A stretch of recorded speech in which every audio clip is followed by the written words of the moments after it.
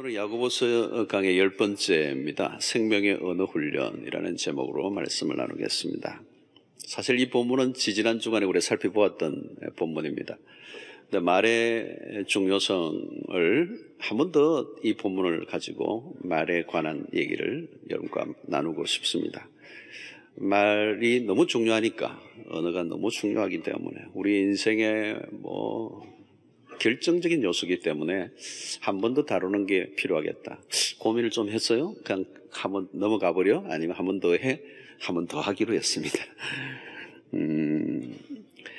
야고보는 이 본문 전체에서 말에 실수가 우리가 다 있다고 그랬어요.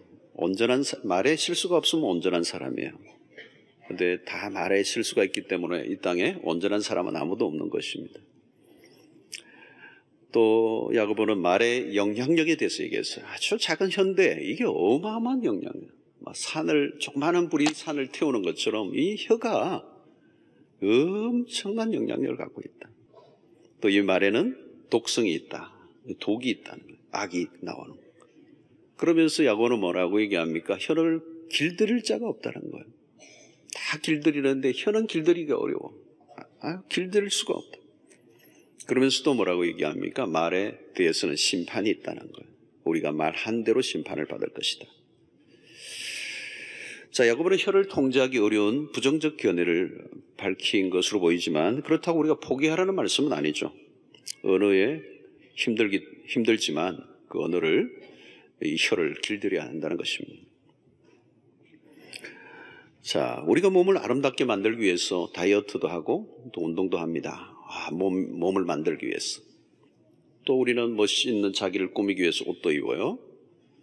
그러나 여러분, 아무리 그렇게 해도 혀를 단련하지 않으면 소용이 없어요. 멋진 옷을 입었어요? 몸매도 멋져요? 근데 혀가 훈련이 안 돼요. 단련이 안 돼서 막 말이 나와. 그럼 다 소용이 없어지는 겁니다. 몸의 단련도 필요하지만 혀를 단련시켜야 된다. 혀를 단련시켜야 된다. 자, 여러분, 언어도 훈련입니다. 훈련. 자, 우리의 언어의 습관이 있죠. 습관은 하루아침 만들어진 게 아닙니다. 이 습관을 바꾸려고 하면 훈련이 필요한 거죠. 언어도 마찬가지입니다. 나도 쓰는 언어가 있는 것입니다.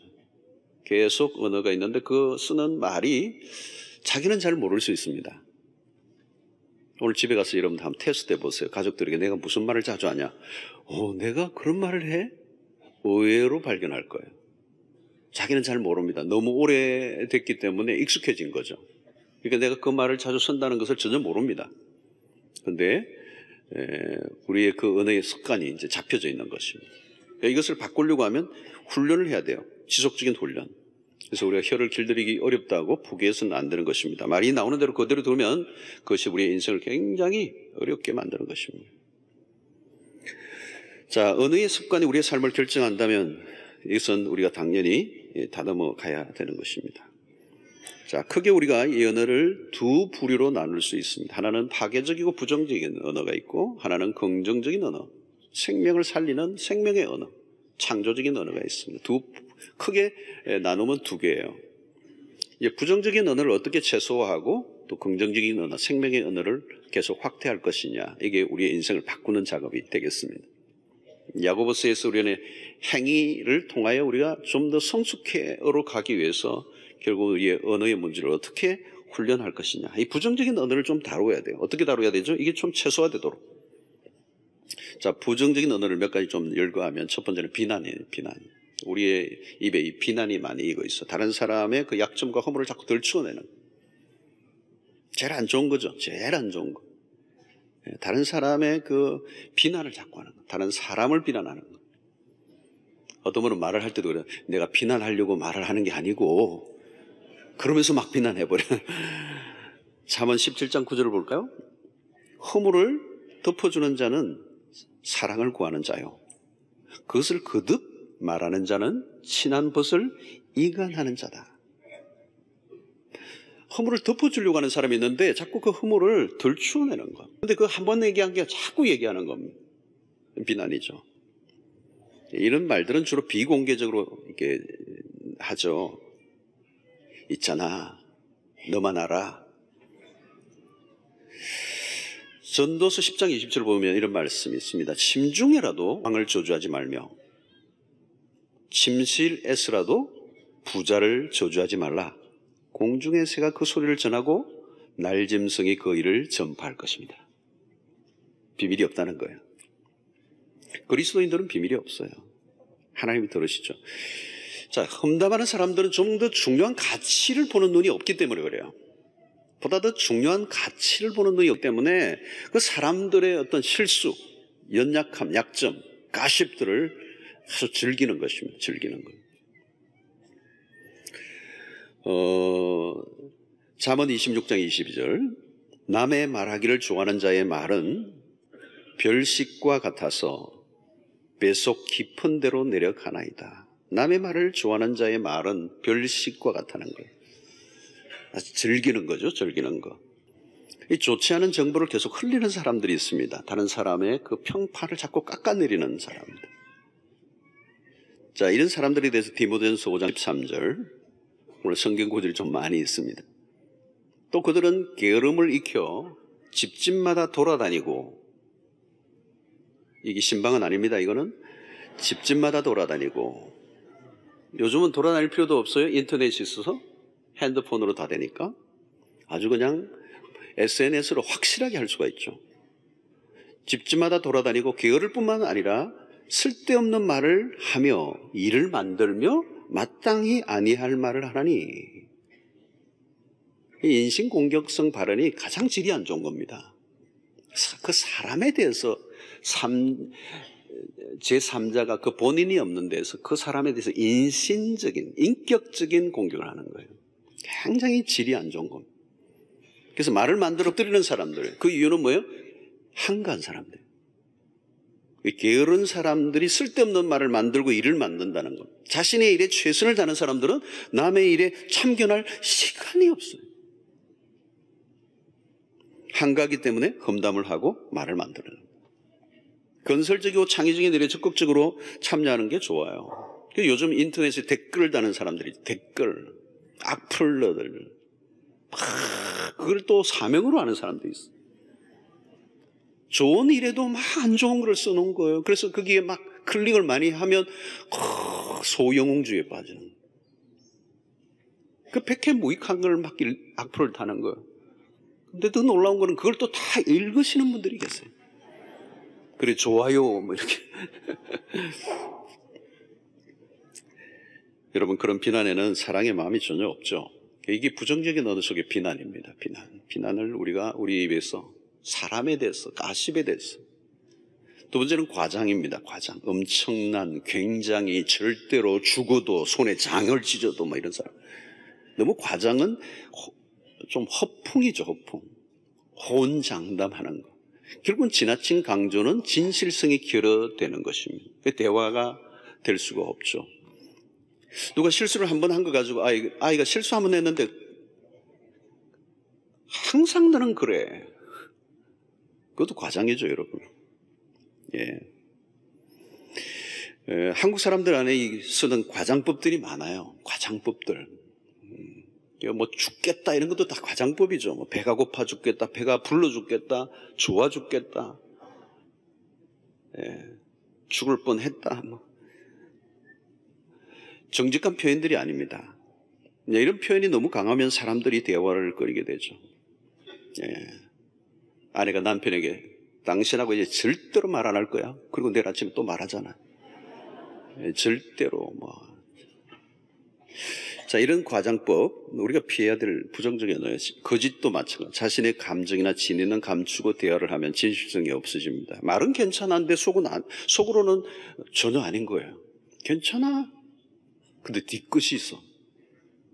이 갈등을 만드는 요소예요. 자신이 분명히 자신의 분명한 것들을 표현하지 않는 문화가 있어요. 우리 안에. 굉장히 이게 서구의 문화하고 많이 충돌하는 문화예요.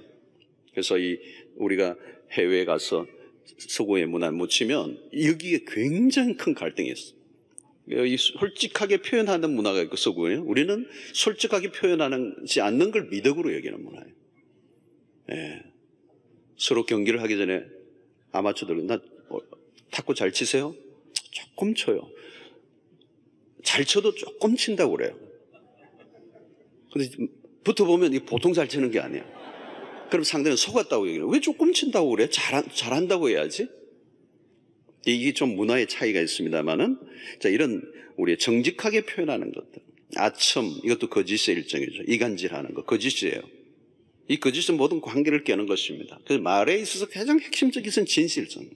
사실을 사실대로 얘기하는 것. 자, 네 번째 폭은 이 파괴적인 것이죠. 상대의 인격을 건드리는 것. 그 사건에 대해서 얘기하면 되는데 그 사건을 넘어서 그 사람에 대해서 건드리는, 자존심을 건드리는 것. 부부간에도 대화할 때도 남자의 자존심을 건드리는 것, 능력을 건드리는 것. 당신이 뭘 할 수 있어? 지금까지 잘한 게 뭐가 있어? 이건 굉장히 이게 건드리는 거죠. 능력을 건드리는 것. 예. 여자분들에게는 미적인 것들을 건드리면, 외모적인 것 건드리면 당신 몸매가 왜 그래? 그럼 큰일 나는 거예요. 당신 그 머리 돈 주고 한 거 맞아? 뭐 이러면은 아이에게 너 그 머리라고 달고 다녀? 뭐 이러면서. 상대방에 모욕을 주는 언어. 이 언어적 폭력은 살인적인 거예요. 언어 폭력을 간단하게 얘기하면 안 돼. 차라리 아이가 몽둥이를 때려서 뼈가 부러져도 그건 3개월이면 나아요. 그런데 언어는, 말로 폭력은 일평생 안 빠져나와요. 한 번 준 말은 안 빠져나와요. 일생의 그 말이, 언어적 폭력이 그 아이의 세계를 지배하는 거예요. 그래서 거칠고 과격한 혀는 사람을 경노하게 한다.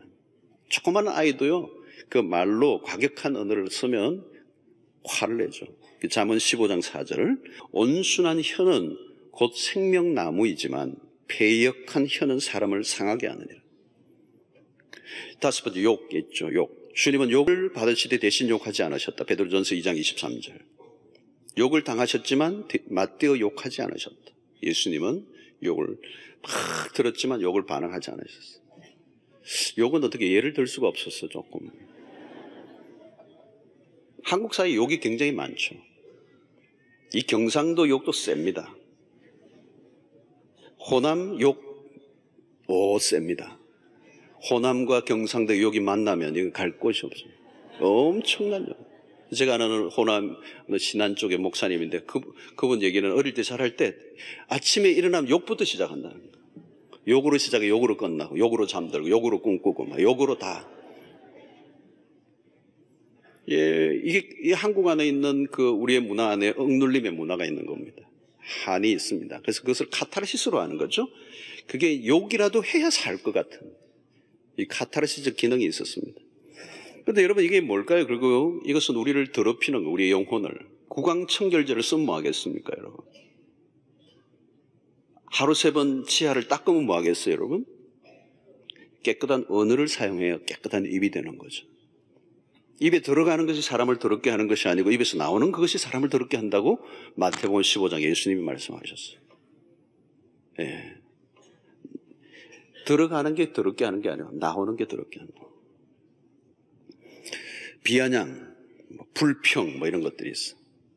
비아냥 같은 것도 여러분 이 비비 꼬인 말이 있어요. 꽈배기처럼 말이 이상하게 꼬여 있어요. 자세히 들으면 이게 아니야 있어. 내일 해가 서쪽이 뜨겠네. 칭찬인지 아닌지, 잘했다는 건지 못했다는 건지. 불평 같은 것도 마찬가지죠. 이 불신앙의 형태가 불평으로 나오는 겁니다. 불평이 불평이 아닙니다. 감사의 자리가 사라지면, 감사가 빠지면 그 자리에 뭐가 와요? 불평이 자리 잡히는 것이죠.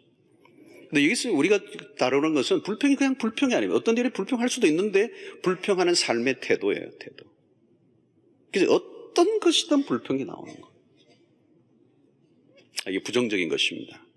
그렇죠? 또 너무 말을 많이 하는 것, 수다하는.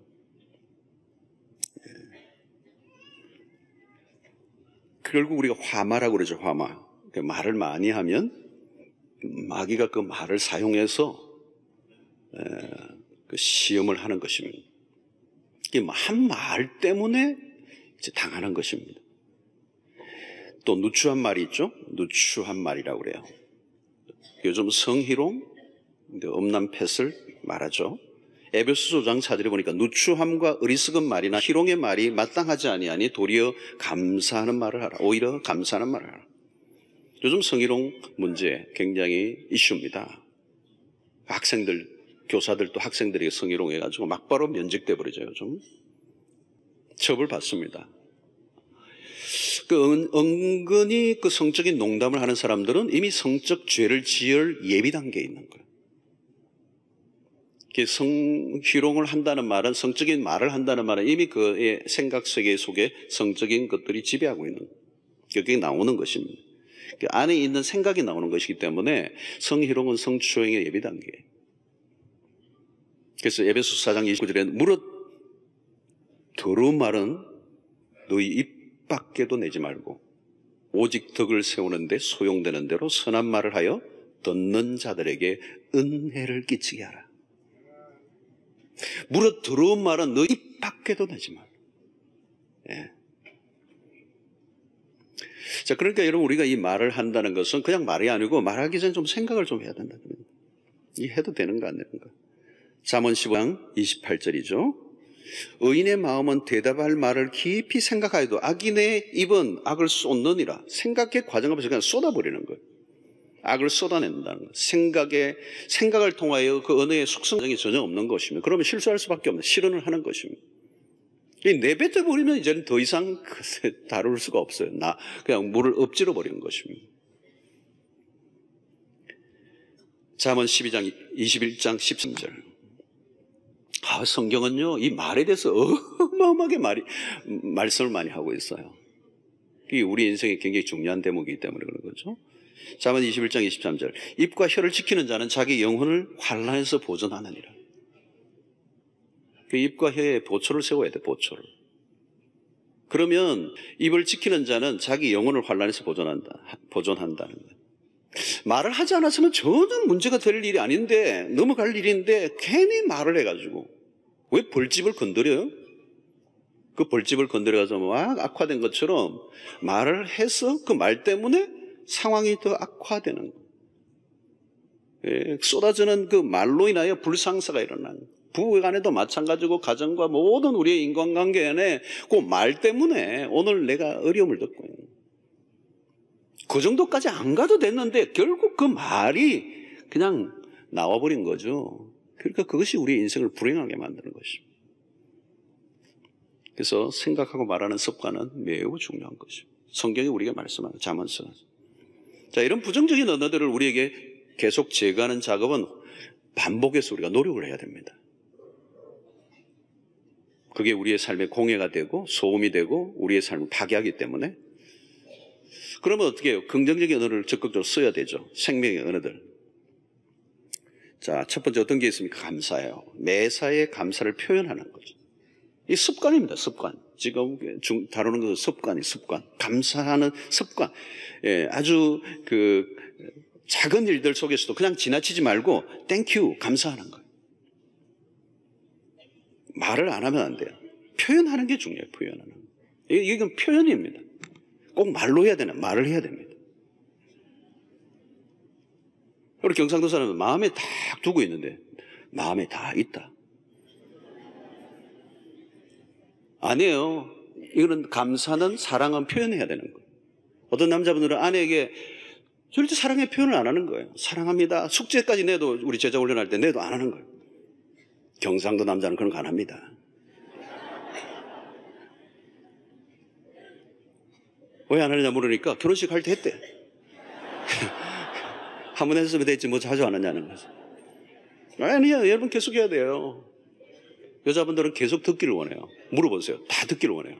그렇죠, 여자분들? 확실하잖아요.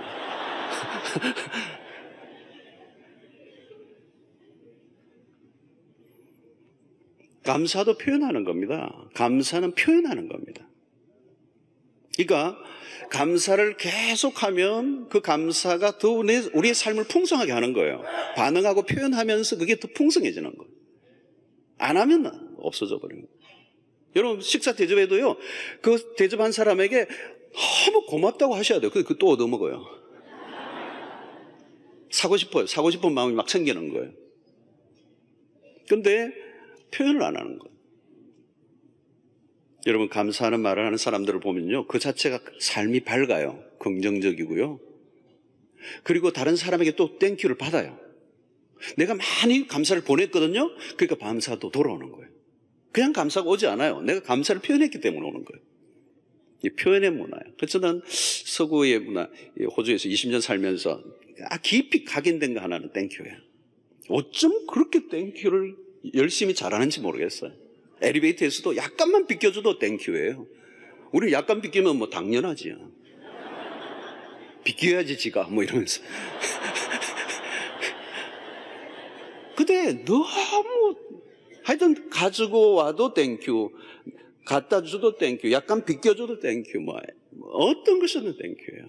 사실 그게 참 아름답고 좋다는 느낌이 들어서 지금도 저도 하려고 애를 많이 써요. 이 감사는요, 생명의 언어예요. 우리를 살려요. 관계를 살려요. 관계에 결속감을 주게 해요. 삶이 더 풍성하게 돼요. 이게 생명의 언어예요. 감사는 천국 방언이에요. 할렐루야. 자, 두 번째는 축복이에요. 축복. 축복이 생명의 언어입니다. 다른 사람을 축복하는 거예요. 오늘 성도들에게는 축복권이 있는 거예요. 로마서 12장 14절은 어디까지 축복하라고 그랬죠? 너희를 박해하는 자를 축복하라. 와우. 축복하고 저주하지 말라. 여러분, 우리는 어떤 경우에도 저주하면 안 돼요. 지나가다가 술집도 보면서 망할지어다 그러면 안 돼요. 그 술집 하는 사람도 회개하고 죽기로 돌아와야 돼요. 망해버리면 안 돼요. 그 사람이 정말 축복받아서 진짜 그게 나중에 다른 걸로 바뀌도록. 망해버리나 이게 안 돼요. 김정은 망할지어다 그러면 안 돼요. 김정은 집사되게 해 주시옵소서 이렇게. IS가 왜 저렇게 분노하죠? 그 안에 분노가 있는 거예요. 한 맺힘이 있는 거예요. 서자의스러움이 있어요. 이슬람에, 중동에. 그들을 우리가 축복해야 돼요. 9.11 테러 일어났을 때 우리가 그들을 축복했어야 돼. 너희들이 이렇게 했었지만 우리는 너무 아프지만 난 당신들을 축복한다. 그러고 해결을 했어야 되는데 그냥 쏟아 부어버렸잖아요. 이라크를 하면서 그냥. 그러니까 이 전쟁이 끝이 없어요. 지금도 마찬가지죠. 지금도 서방에 막 쏟아붓지만 이게 더 세계적으로 일파만파로 자폭 테러가 더 늘어나요. 해결 방법이 아니에요. 해결의 방법은 축복인 줄로 믿습니다. 누구든지 저주하죠. 왜? 하나님의 DNA는요, 축복이에요. 하나님은 한 영혼이라도 멸망받는 걸 원치 않으세요. 하나님은 어떤 자도 저주받기를 원하지 않고 축복받기를 원하세요. 그래서 아브라함을 보내시고 너로 인하여 모든 민족이 복을 받기를 원한다는 거예요. 그러니까 여러분 우리가 어떻게 해도 다 축복해야 돼요. 잠언 18장 21절 아주 유명한 말씀이죠. 죽고 사는 것이 혀의 힘에 달렸나니 혀를 쓰기를 좋아하는 자는 혀의 열매를 먹으리라. 여러분 죽고 사는 게 혀에 건져 있다는 거예요. 이 말의 반성. 전에 일본 여러분 학자제 얘기도 한 적이 있지만 물을 가지고 물에다가 막 저주를 하면 물의 입자가 다 깨져 버린다는 거예요.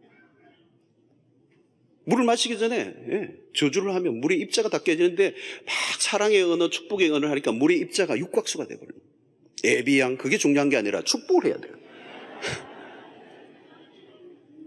여러분 사람의 몸의 70%가 물이에요. 물. 축복을 해보라고요. 이 나무도 저주를 하면 죽어버려요. 축복하면 살아요. 여러분 관계 안에 축복이 얼마나 중요하죠. 생명의 언어가 축복인 거예요. 축복. 그런데 여러분 우리가 축복하는데 너무 소극적이에요. 소극적. 여러분 자녀들을 위하여 정말 축복을 해 주신 적이 언제예요? 여러분들 가족을 위해서, 여러분들 주변에 있는 사람들을 위해서 얼마나 간절하게 축복에 대해서 소극적이에요. 날마다 축복하셔야 돼요.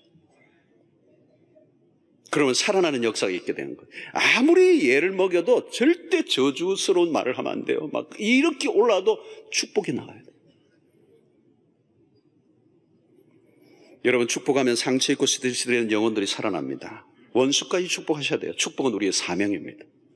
우리의 입에서 축복의 언어가 막 흘러나오는 축복의 언어는 이 소극적으로 하면 안 돼. 적극적으로 축복하는 거예요. 자, 우리 옆에 분들에게 연습 훈련 한번 하겠습니다.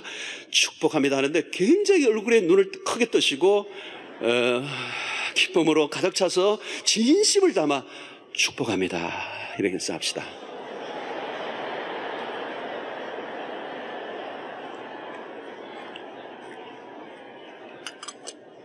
째려보지 마시고. 생명의 언어예요. 축복은 세 번째는 격려, 칭찬입니다. 켄 블랜차드가 칭찬은 고래도 춤추게 한다, 이렇게 했죠. 그런 책을 지었어요. 미국의 LA 밑쪽에 시월드 거기에서 보고 느낀 걸 얘기해요.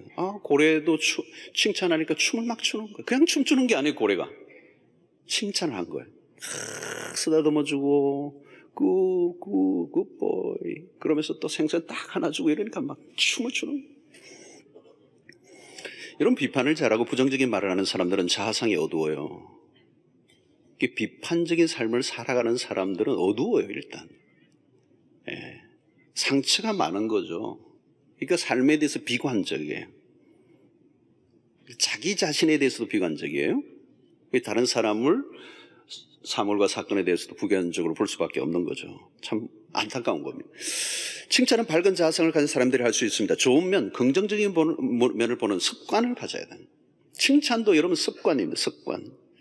칭찬을 연습해 하셔야 돼요.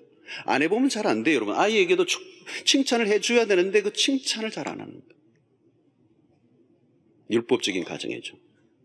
이 칭찬을 많이 받고 자란 아이들은 자존감이 굉장히 높습니다. 너무너무 축복이죠. 그런 가정에서 자란 아이는 너무너무 축복이죠. 그런데 우리가 이 칭찬하는 문화, 말을 잘 안 하는 문화니까 칭찬 또 오죽하겠어요. 칭찬을 자꾸 입이 막 말해서 자꾸 해주는 거예요. 그러니까 이게 연습을 안 하면요, 오히려 칭찬을 했는데 약간 비꼬는 것 같아요. 아이들이 칭찬을 받고 싶었는데 칭찬 안 해주잖아요. 그게 상처가 돼요. 그 상처가 되는 거예요. 정확하게 잘했다 인정해 주는 거잖아요. 여러분 격려의 힘은 굉장히 큰 것입니다. 격려의 힘은 굉장히 큰 거예요. 아내가 아침에 차린 식탁에서 음식을 칭찬해 주세요. 간이 좀 안 맞고 맛은 좀 떨어져도 이런 음식을 내가 어디 가서 먹어보겠느냐고, 내가 장가는 잘 간 것 같다고. 그러면 이분은 자기가 못한 거 알아요. 그러니까 노력할 거 아니에요.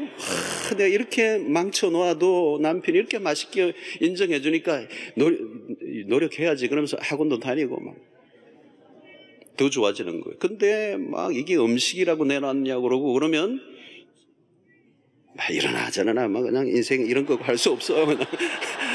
막 만들어가지고 줘야지 뭐 어떻게 했어. 뭐 이래도 칭찬도 안 하고 그러는데, 격려의 힘은 굉장히 큰 것입니다. 믿음의 언어를 쓰는 것입니다. 우리 아이도 마찬가지입니다. 현재의 모습을 보고 칭찬하지 못하죠. 사실은 아이들 자녀를 키워본 분들은 다 아시지만 현재의 모습을 보면서 칭찬할 만한 자녀는 2%밖에 안 돼요.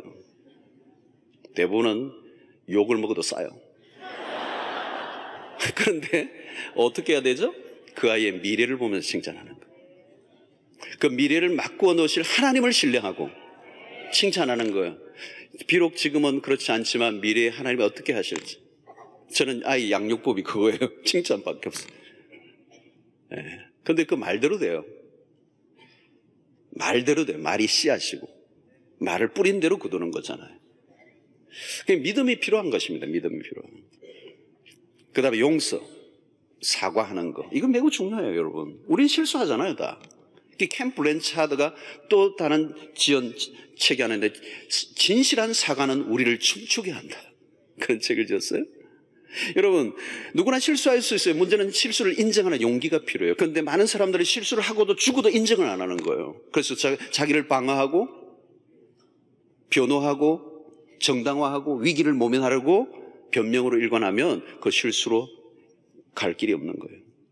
잘못을 인정하는 것은 어렵지만, 그러나 진실한 사과, 용서를 구하면 그것을 통하여 오히려 더 만회하는 기회가 될 수 있어요. 실수가 문제가 아니라 그것을 어떻게 대처하나.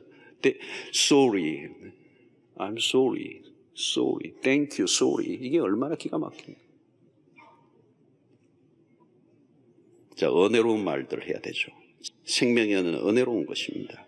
골로새서 4장 5절로 6절, 외인에게 대해서는 지혜로 행하여 세월을 아끼라. 너희 말을 항상 은혜 가운데서 소금으로 맛을 냄과 같이 하라. 그리하면 각 사람에게 마땅히 대답할 것을 알리라. 이런 말이 다 똑같은 말이 아니에요. 예쁜 말이 있어요.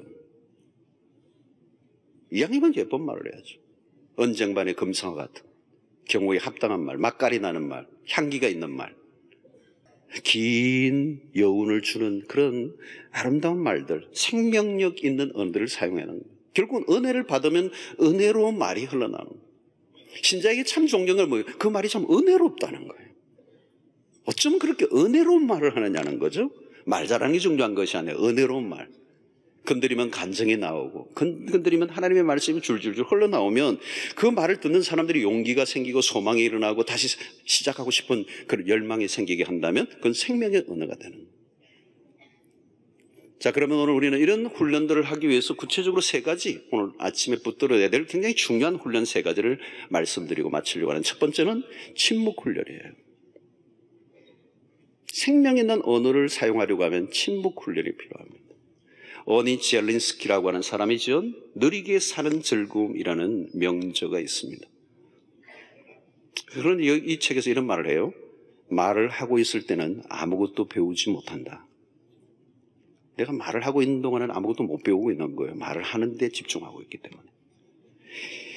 침묵 자체가 좋은 가르침입니다. 좋은 가르침이에요. 침묵 자체가 좋은 가르침. 침묵하면 어마어마한 깨달음이 와요.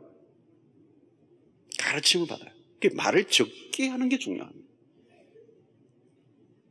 근데 어려운 게 뭐냐면 말을 적게 하는 거예요. 이게 참 어려워요. 여러분, 오늘 현대사회는 모두가 아는 것 많고 하고 싶은 말은 꽉 차 있는 사람들만 꽉 있어. 근데 다 들으려고 하지는 않거든요. 왜 상대의 말을 못 들어요? 내가 하고 싶은 말이 너무 많으니까. 말을 하지 않고는 살 수가 없어요. 적게 하는 훈련이 쉽지 않습니다. 자, 잠언 10장 19절. 말이 많으면 허물을 면하기 어려우나 그 입술을 제어하는 자는 지혜가 있느니라. 특히 나이가 들어가거나 높은 지위에 올라가면 말을 많이 하는 경향이 가집니다. 나이가 들어가는 감의 특징은 대화를 주도하려고 하는 거예요. 남의 말을 듣지 않고 자신의 경험과 이론을 장황하게 늘어놓는 것은 늙음 증상 중에 하나입니다. 문제는 그때로부터 배움을 잃어버려요. 여러분, 자녀들에게 왕따를 당하는 부모의 특징은 자녀들의 말에 귀를 기울여 주지 않는 것입니다. 물론 아이들이 말을 잘 안 들으려고 하니까 한번 만나면 하고 싶은 모든 얘기를 다 모아가지고 막 일방적으로 쏟아놓아야 되기 때문에 그럴 수밖에 없을지 모르지만 아이들은 이 수직적 관계 속에서 일방적으로 쏟아놓는 부모의 얘기는 대화가 아니라고 생각하는 거예요. 여러분은 다른 사람을 통제하고 지배하려고 할 때 그건 대화는 끊기는 것입니다. 그런데 어른들은 아이들에게 통제하고 조정하는 것에 익숙해 있는 것입니다. 또 나이가 들어갈수록 들어주는 훈련을 더 많이 해야 돼요. 말을 아껴야 된다는 거예요. 침묵을 배우지 못하면 우리의 언어들은 소음이 되고 공해가 되고 사람들에게 고통을 줄 수 있는 것입니다. 그런데 사람들은 침묵을 두려워해요. 고독의 방을 두려워합니다. 잘못하면 이게 우울증이 되죠. 그런데 여러분, 이 침묵의 방, 이 고독의 방에서 놀라운 일들이 일어나요. 사실은 신앙생활에서 매우 중요한 훈련 중에 하나가 침묵입니다. 침묵. 이 침묵의 방에서 우리는 비로소 하나님과 독대가 이루어지는 거예요. 원래 이런 사람이 많은 곳에서 하나님과 독대하기 쉽지 않아요. 침묵의 방으로 들어가면 하나님과 독대하게 되고 그 침묵 속에서 하나님에게 나아가고 하나님의 음성을 듣게 되는 것입니다. 기도라는 것도 결국은 침묵 속에서 이루어지는 것입니다. 일방적으로 쏟아 올리는 그 기도로만 하나님과의 교통이 이루어지는 건 아니에요. 중요한 것은 그분의 음성에 귀를 기울이는 침묵. 이 침묵의 방에서 언어가 재련되고 정제되는 작업을 하게 되는 것이고 그 작업을 그치게 될 때 마침내 내 안에 생명의 언어가 어느 날 흘러나오기 시작하는 거예요. 침묵 후에 흘러나오는 그 말은 큰 울림이 있는 거죠. 그게 생명의 언어가 되는 것입니다. 침묵의 과정을 거쳐야 된다. 여러분, 침묵을 통해서 중요한 것은 그냥 침묵이 아니에요. 하나님의 음성을 듣는 것입니다. 자, 그러면 우리가 두 번째 해야 될 중요한 훈련은 경청훈련입니다. 침묵의 훈련과 경청훈련. 야고보 1장 19절에 말씀하죠. 내 사랑하는 형제들아, 너희가 알지니 사람마다 듣기는 속히 하고 말하기는 더디해라. 듣기는 속히 하고 말하기는 더디해라. 여러분, 대화에 있어 첫 번째 원칙은 듣는 것입니다. 우리는 말을 하려고 그러는데 대화의 첫 번째 원칙은 듣는 것입니다. 그런데 우리는 잘 듣지 못해요. 광고를 주려고 해도요, 못 듣는 분이 태반이에요. 뭐라고? 그런 광고가 있었어? 많은 경우는 우리가 경청훈련이 되어 있잖아요. 이사야 50장 4절에 유명한 말씀이 있습니다. 주 여호와께서 학자의 혀를 내게 주사 나로 공고한 자를 말로 어떻게 도와줄 줄을 알게 하시고 아침마다 깨우치시되 나의 귀를 깨우치사 학자들 같이 알아듣게 하시는도다. 여기 두 개가 나오는데 하나는 학자의 혀가 나오고 학자의 귀가 나오는 거예요. 학자의 혀가 어떤 혀예요? 다른 사람을 말로 공고한 사람을 도와줄 줄 아는 사람이 학자의 혀를 가진 사람이에요. 그런데 이 학자의 혀는 그냥 나오는 게 아니고 학자의 귀를 가져야 돼요. 잘 듣고 깨우치는 귀가 있어야 학자의 혀가 나오는 거예요. 학자의 귀가 없으면 학자의 혀가 될 수가 없어요. 다른 사람을 말로 도와주려고 하면 먼저 하나님의 말씀을 잘 알아듣는 학자의 귀가 있어야 됩니다. 잘 들을 줄 알아야 잘 말할 줄 아는 거예요. 여러분, 부부관계 갈등이 대부분 뭡니까? 대부분 상대방이 내 말을 잘 들어주지 않는다에 대한 불만이에요. 그게 왜? 아내도 남편도 자기가 하고 싶은 말만 갖고 있는 거예요. 만나면 자기가 하고 싶은 말만 하는 거예요. 상대 말에 귀를 기울이잖아요. 만약에 경청의 기술만 훈련만 되어도 부부의 관계 갈등은 해결돼요. 폴 틸리는, 유명한 신학자인데요, 폴 틸리는 이런 말을 해요. 사랑의 첫 번째 모습은 경청이다. 사랑이 뭐냐고요? 경청이에요. 사랑한다면 들어주는 거예요. 그냥 듣는 게 아니에요. 말을 듣는 게 아니라 그 말하는 사람의 의도까지, 그 심중의 깊은 것까지 듣는 거예요. 여러분, 다른 사람의 말에 귀를 기울여주면 치유의 역사가 일어나는 겁니다. 그래서 우리의 언어는 경청으로부터 출발되는 겁니다. 내가 말하는 것으로 되는 게 아니에요. 그러나 상담의 중요한 기능 중에 하나 먼저 아세요? 들어주는 일입니다. 카운셀러들에게 찾아가 보세요. 들어주는 일을 해요. 2시간, 3시간 막 카운셀러가 하는 별로 없어요. 그냥 들어주고 돈 받고 보내면 돼요. 그리고 다음 주일날 언제 오실래요? 이러면서 다음 주일날 또 약속해가지고 또 목요일날 2시부터 뭐 5시까지 오면 또 다 들어주고 돈 받고 보내고. 별로 하는 일이 없어요. 근데 여러분, 들어주는 일이 보통 힘든 게 아니에요. 그리고 어떤 대목이 딱 나오면 거기에 더 자세히 조금 더 얘기해 주실래요? 진지하게 들은 사람만 아는 게 있어요. 어느 대목이 가면 굉장히 중요한 대목이 오면 카운셀러는 그 대부분에 대해서 관심을 더 가지면서 조금 더 해주실래요? 이를 잘 듣는 카운셀러는 뭐예요? 감정이입이 되는 거예요. 감정이입이 되면 어때요? 그분이 고통스러운 어떤 얘기를 할 때, 너무 힘든 얘기를 할 때 그분이 울 때 이미 카운셀러도 감정이입이 됐기 때문에 그와 함께 울어요. 그 사건 안에 카운셀러는 들어가 있는 거죠. 왜요? 경청을 했기 때문에. 같이 울어요. 그러니까 여러분, 카운셀러 그냥 돈 받는 게 아니죠. 굉장히 힘든 작업이에요. 저 같은 사람은 카운셀러 못해요. 듣고 있으면 답이 다 나오가지고 10분 만에 다 설명하고 싶어가지고. 그 설명하면 끝이에요. 치료는 안 돼요. 들어줘야 돼요. 아무도 들어주지 않았던 그 얘기. 그래서 여러분, 카운셀러가 어떤 때는 위험할 때도 있어요. 이성 간에 하는 굉장히 위험할 때, 감정이입이 되면 위험해요. 사람들이 왜 외로워하죠? 내 얘기를 아무도 들어주지 않기 때문에.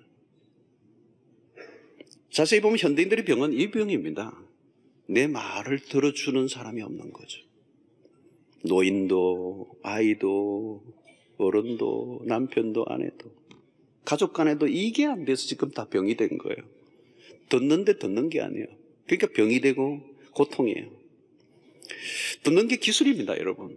온몸으로 들어줘야 돼요.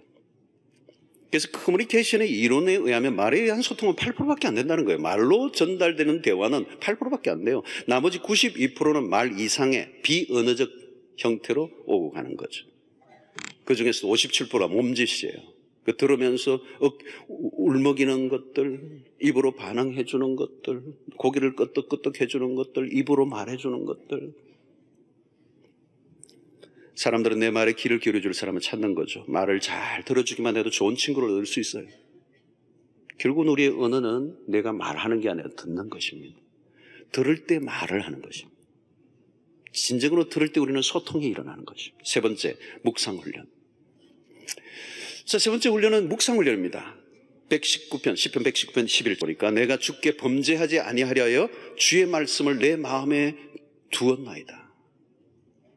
하나님의 말씀을 마음에 두는 이유가 하나님의 말씀을 내 안에 두어서 범죄의 순간에 그 말씀이 역사하여 그 범죄치 않게 하기 위해서. 결국 뭐냐면 마음에 뭘 담고 있느냐가 중요하다는 거예요. 담겨 있는 게 뭐냐? 담겨 있는 것에 따라서 달라지는 거예요. 담겨진 그릇에 무엇이 있느냐에 따라서 독설이 나오기도 하고 생명의 은혜가 나올 수도 있는 것입니다. 입력한 것이 출력되죠. 인풋이 있어야 아웃풋이 되는 거예요. 먹은 게 나오는 거죠. 채워진 게 흘러나오는 것입니다. 그러니까 독서가 매우 중요해요, 여러분. 어떤 책을 읽느냐 중요한 거잖아요. 엄청나게 중요하죠. 여러분, 유진 피터스 목사의 이 책을 먹으라는 책이 있어요. 책 제목이 이 책을 먹어라. 이 책은 성경이죠. 그냥 성경을 읽는 게 아니고 존재 전체에 그 말씀이 스며들게 하는 거예요. 그러니까 먹는 행위로 말하는 거죠.